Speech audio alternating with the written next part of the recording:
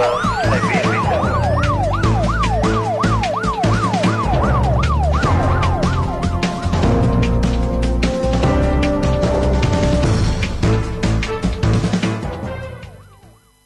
Komandan, tadi segmen sebelumnya tadi kan sudah ada pembahasan tentang angka kriminal yang sedang naik ya, itu pencabulan ya.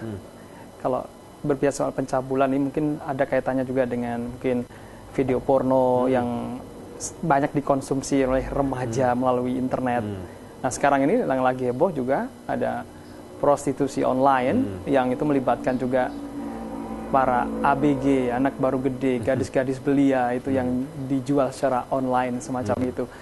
Nah, bagaimana menurut Komandan tentang hal ini dan antisipasinya apa ini nanti? Ya, memang. Kalau di Boyolali apakah ada hal-hal seperti itu muncul? Kalau di kota besar seperti itu ya banyak ya. Yang pasti namanya sekarang kan lagi heboh masalah prostitusi online. Yang pasti seperti pernah dibilang juga oleh pengamat, prostitusi itu sudah ada semenjak zaman Nabi pun sudah ada. Hanya bagaimana sekarang kita yang bagaimana menyikapi hal tersebut dan bisa mencegah hal itu muncul. Nah, dulu mungkin modelnya terbuka, sekarang modelnya online. Memang yang baru ketahuan bukan baru ketahuan, yang kemarin baru saja ditangkap adalah melibatkan katanya public figure. Tapi tidak menutup kemungkinan bahwa di daerah tertentu itu juga ada melibatkan mungkin pelajar atau siswa ataupun yang lainnya. Memang di Boyolali kalau saya melihat, memang saya monitor, memang secara prostitusi melibatkan pelajar khususnya Boyolali itu belum ada. Apakah memang belum ada karena nggak ketahuan atau gimana tidak tahu. Walaupun kita dekat kota Solo ya, tetapi sementara kita monitor, kita juga ada tim yang untuk memonitor tersebut. Jadi kita lihat di media-media sosial, kita ada polisi lihat kalau memang ternyata ada tawaran-tawaran khususnya di Boyolali, pasti kita langsung, atau ada informasi, pasti kita langsung berusaha untuk melidik seperti itu. Di Boyolali memang kalau yang sebagai prostitusi tidak ada, tetapi perilakunya, perilaku pemuda itu sendiri yang mencontoh hal tersebut tidak kalah dengan yang di kota. Nah, tidak kalah dengan kota, apakah video porno dan segala macamnya, itu tidak kalah. Mereka memang saya bilang tadi, ini era pemuda sekarang, siswa sekarang ini yang rentan terhadap seperti ini. Dan memang ya, saya tanya kemarin yang seperti Mas tadi nanya, Mas Eno bilang, kok banyak kasus cabul? Ya saya tanya, Anda kenapa? Ya karena saya mencontoh. Setiap saya tanya itu pasti mereka selalu mencontoh. Mencontoh setelah melihat video porno, ya ketemu pacarnya ya langsung seperti itu. Jadi ya muaranya seperti itu ya, makanya alhamdulillah sekarang konten-konten tersebut memang sudah banyak diblokir seperti itu. Hanya ya itulah namanya pinternya teknologi, ini diblokir bikin baru lagi ya, blokir lagi ya. Makanya filter secara real memang bagus, tapi juga tetap harus dari mental yang berubah. Kalau tidak, nanti makin ke depan kita tidak tahu model teknologinya seperti apa. Ya nanti ya kalau kita tidak pintar-pintar untuk membatasi ya nanti ya bahaya untuk ke depannya, masa depan pemuda sekarang. Ya tapi alhamdulillah pokoknya di Boyolali untuk prostitusi online khusus melibatkan pelajar sementara ini tidak ada. Ya semoga tidak ada, walaupun tapi kalau untuk perilakunya mencontoh video-video itu ya kalau saya bilang tidak ada, tidak mungkin karena ada laporannya di sini. Dan hampir setiap bulan ada laporan pencabulan seperti itu. Nah, makanya mari kita sama-sama cegah lah untuk seperti itu. Kalau di Boyolali kan juga banyak, mohon maaf ini ya, kayak sekolah-sekolah atau pondok-pondok pesantren. Nah, ini isu ISIS kan kadang disangkut pautkan dengan mungkin pondok pesantren dan lain sebagainya. Bagaimana dengan hal ini? Ya, untuk di Boyolali memang ada beberapa sekolah-sekolah yang memang modelnya model pondok pesantren dan juga pondok pesantren pun ada di beberapa tempat. Tapi kami dari pihak kalau saya dari pihak kepolisian, pertama kali saya berdinas di sini, kami langsung datang ke pesantren tersebut.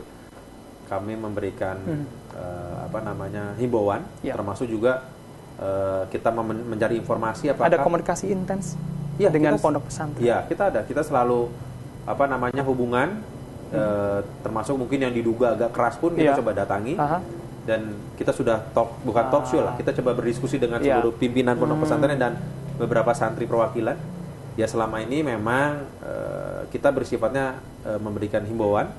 Semoga himbauan ini juga tidak akan melibatkan mereka untuk bergabung terhadap ISIS. Tapi selama ini yang kita dapat masukan, alhamdulillah mereka tetap hanya lurus masih mengikuti ajaran yang ada, tidak sampai berkiblat ke arah yang lain. Jadi ada semacam komitmen menolak ISIS? Ya, kalau untuk dari pesantrennya sendiri mungkin, tapi dari seluruh warga daerah-daerah ini kita sudah ada deklarasi dengan seluruh tokoh masyarakat dan ketua MUI, kita sudah mendeklarasikan menolak ISIS di wilayah Boyolali. Hanya memang apakah satu orang yang agak sedikit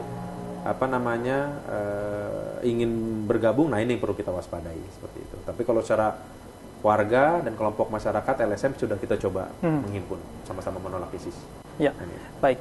Ya, Komandan, kalau terkait dengan pendidikan bagi para pemuda bangsa ini, nah, ada mungkin kritik dari Komandan penyelenggaraan pendidikan nasional, khususnya yang saat ini sedang berjalan. Karena saat ini kan sangat mengedepankan bahwa pendidikan karakter sangat penting untuk dilakukan. Ya, saya sebenarnya bukan kritik lah, tetapi mungkin saya nggak tahu apakah zaman saya dulu ada namanya pendidikan P4. Tapi kalau sekarang saya nggak tahu masih ada atau enggak itu. Kan menurut saya malah itu sarana filter yang sangat bagus untuk mengfilter setiap hal-hal yang negatif. Yeah. Jadi bagaimana berperilaku yang baik menurut Pancasila itu, menurut saya itu semua ada di situ tuh. Berketuhanan yang baiknya ada, musyawarah mufakatnya ada, bergotong royongnya ada, itu semua ada di Pancasila.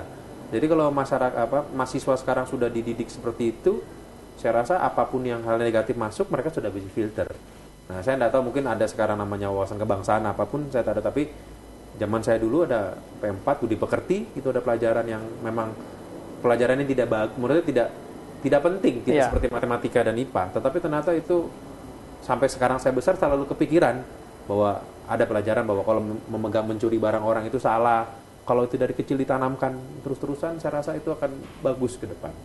P4 dan budi pekerti menurut saya semoga masih ada, mungkin beda temanya, tapi menurut saya itu yang tetap harus diajarkan supaya siswa-siswa pemuda-pemuda ke depan itu berbudi pekerti yang baik, berwawasan Pancasila. Udah, saya rasa kalau dua itu sudah ada di benak masing-masing pemuda atau siswa sekarang, apapun mau video prosesi online, video porno masuk juga mereka, oh ini nggak bagus, hapus, lapor ke polisi. Ada yang nawarin narkoba, lapor ke polisi, kita tangkap sama-sama. Karena semuanya semua ada di sana. Terus ada yang gotong royong, ada yang musibah, sama-sama membantu. Karena semua sifat yang baik-baik itu semua ada di Pancasila. Harus sholat kalau yang Islam, harus ke gereja, tidak berantem antara umat beragama, ada di Pancasila. Ketuhanan Maha Esa, tidak saling ini. Jadi menurut saya untuk pendidikan yang sebenarnya dianggap tidak terlalu penting itu, menurut saya yang harusnya tetap sekarang ditayangkan kembali, yaitu Pancasila, P4 maupun budi pekerti. Yaitu mungkin saran bagi saya, moga memang masih ada, tetapi mungkin beda nama lain. Sudah nggak P4 lagi. Mungkin P berapa ya? Nah, saya nggak tahu lagi lah itu. Tapi yang pasti itu bagus kok sebenarnya menurut saya. Karena supaya anak sekarang mungkin kadang-kadang itu nggak tahu itu salah. Sebenarnya bukan salah anak, tapi itu nggak tahu itu nggak salah gitu. Oh, itu nggak salah Pak menurut saya, ternyata karena tidak diajarkan itu. Jadi kalau itu sudah diajarkan, bergotong royong sudah diajarkan, saya rasa apapun kedepannya makin bagus lah. Baik, pesan untuk para pemuda? Ya, yang pasti untuk pemuda Indonesia, ya khususnya Jawa Tengah ataupun Boyolali. Jadi intinya pesan saya satu, tetap semangat, jangan terpengaruh oleh hal-hal yang negatif, jangan merasa yang negatif itu adalah benar karena teman-temannya melakukan semua. Jadi kalau itu semua sudah bisa dilakukan, saya rasa apapun cita-cita mereka, baik menjadi aparat negara, menjadi swasta, menjadi atlet, menjadi musisi, bisa dilaksanakan selama mereka bisa menolak hal-hal yang sebenarnya tidak baik tetapi dilakukan oleh banyak orang. Kalau mereka sudah melakukan itu, saya rasa kontribusi ke depan untuk pemuda, saya merasa punya jiwa positif, mereka pasti akan lebih baik daripada sekarang. Dan karena mereka kemampuannya lebih pintar dari kita-kita, mereka teknologinya lebih bagus. Jadi hanya tinggal mental yang dirubah seperti Pak Jokowi bilang. Evaluasi mental, saya rasa ke depannya insya Allah lebih bagus. Jadi harus berani katakan tidak untuk hal-hal yang buruk itu tadi. Itu yang penting. Itu yang penting. Kalau itu selesai, mereka jadi apa aja bisa.